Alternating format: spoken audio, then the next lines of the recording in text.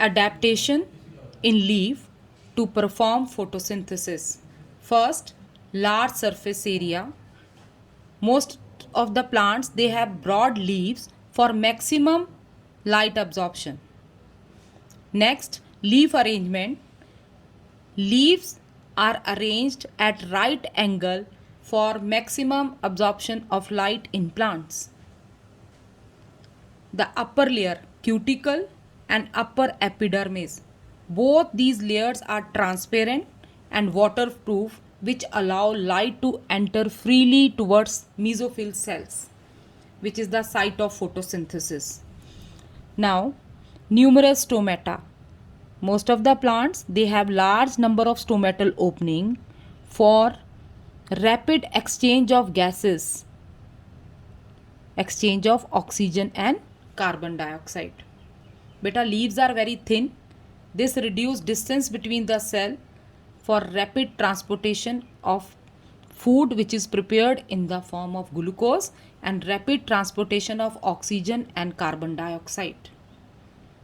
The chloroplast, it is concentrated more towards the upper layer of the leaf, means towards palisade and spongy mesophyll, so that they can absorb light energy very quickly.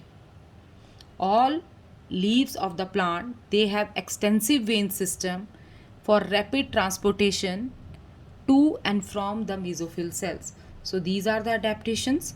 Now the end results of the product of photosynthesis. Beta, three end products of photosynthesis are: first is glucose, second is water, and third is oxygen. Now what is the fate of all these products? Starting with glucose.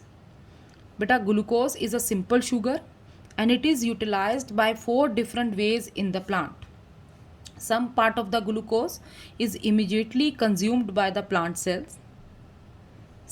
Some is stored in the form of insoluble starch for future use. Some part of the glucose is converted into sucrose and transported to fruits. And some part of the glucose it is utilized in synthesizing fats, proteins, etc. by the plant. Now the second end product is water. Water is produced in this process, but it is one of the raw material also required for the process. So whatever the water which is formed, it is reutilized for the process of photosynthesis. Now the last one is oxygen. Beta, oxygen is also released by photosynthesis, and this oxygen is diffuses out to the atmosphere, from where it is used by all living organism for respiration. Not only for respiration, the process of burning, combustion also take place in the presence of oxygen.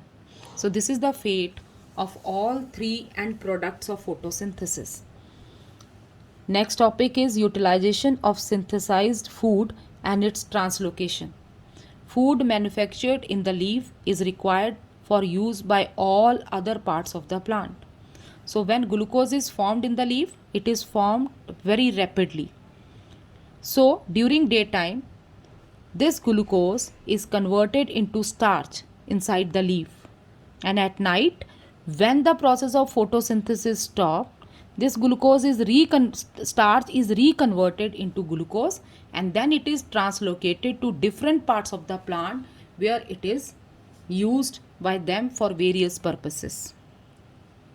So this is all about the end results of the product of photosynthesis. Next, we are going to start with factors affecting photosynthesis.